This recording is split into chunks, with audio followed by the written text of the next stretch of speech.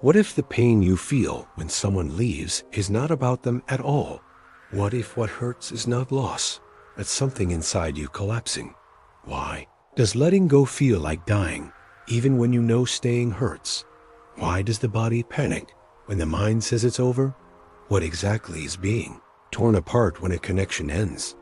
And why does this pain feel so old, so familiar, so overwhelming? What if detachment is not the end of love, but the death of an illusion? Letting go feels like death, and that is not a metaphor. Your nervous system experiences it as a real threat because something inside you believes it is disappearing. And most people never question what that something actually is. They just panic, they cling, they beg, they chase. They call it love. But love does not create terror. Love does not paralyze. The body love does not make you lose yourself yet. When detachment begins, the body shakes, the chest tightens, the mind loops, and the soul feels like it is falling into a hole with no bottom. And the question nobody asks is why? Because what dies is not the other person. What dies is the identity you built around them. Most people do not love another human being. They love who they become next to them. They love the version of themselves that feels chosen, validated, reflected. And when that mirror disappears, the self collapses. This is why detachment feels unbearable. It is not grief. It is ego disintegration. Carl Jung warned about this.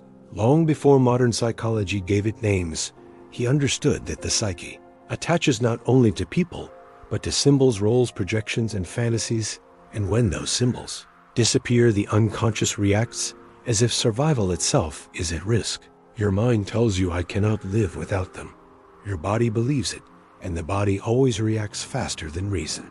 This is where confusion begins, because the pain feels so intense, so physical, so consuming, that you assume it must be proof of love. But intensity is not depth. Intensity is often fear amplified by attachment. What you are feeling is the nervous system losing its reference point, because for a long time you outsourced your emotional regulation to another person. Their presence calmed you there. Attention stabilized you, their approval grounded you. And without realizing it, you handed over control of your inner world. This is not romance. This is dependency, and dependency feels safe until it is threatened. When detachment appears, the system panics because it has no internal anchor. Jung would call this a failure of individuation, the process where a person becomes psychologically whole instead of fragmented and reliant on external figures to feel real. When individuation is incomplete, relationships become substitutes for identity, and losing the relationship feels like losing the self. That is why the pain feels existential. You are not missing them. You are missing you. This is why no distraction works, why rebound relationships fail, why advice sounds empty, because you are not dealing with loss. You are dealing with fragmentation, the psyche trying to reassemble itself without the structure it leaned on, and the mind resists this process violently because it fears the unknown. The familiar pain is preferred over unfamiliar freedom. This is why people return to what hurt them. This is why they break no contact. This is why they settle for crumbs, because detachment is not just separation, it is confrontation. It forces you to face the parts of yourself you avoided, the emptiness, the loneliness, the unmet needs, the inner child that learned love equals survival. Jung spoke of the shadow not as something evil, but as something rejected.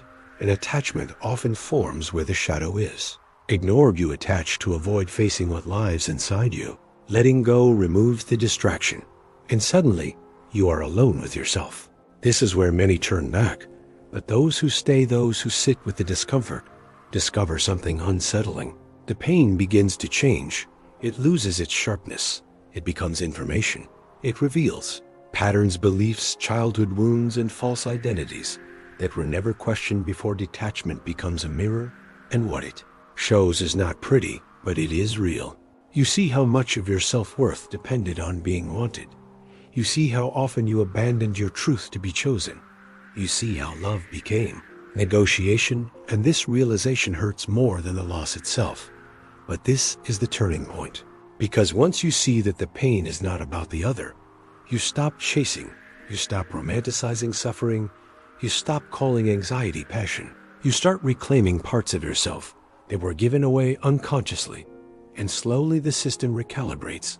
The body learns safety without external validation. The mind learns silence without reassurance. The self learns presence without attachment. This is individuation in action. It feels like death because something false is dying, a borrowed identity, a projected fantasy, a conditioned belief. And death always feels violent to the ego. But what comes after is not emptiness. It is clarity, a calm that does not depend on messages, a stability that does not collapse with absence, a sense of self that remains even when no one is watching. This is why detachment is misunderstood. It is not coldness, it is maturity. It is not emotional shutdown, it is emotional sovereignty. It is the moment you stop needing another person to regulate your worth and start relating from choice instead of fear. And here is the paradox. Because love without attachment is not possession, it is presence. It does not demand permanence. It does not threaten collapse. It does not require self-erasure. Jung believed that real connection happens only between whole individuals, not fragments looking to complete themselves. And until you experience detachment consciously, you cannot know the difference. You will confuse intensity with intimacy and fear with devotion. So if letting go feels like death, good. It means something unreal is ending, and something real is trying to be born. Do not run from that moment. Do not numb it. Do not romanticize it. Stay, because on the other side of that pain is you.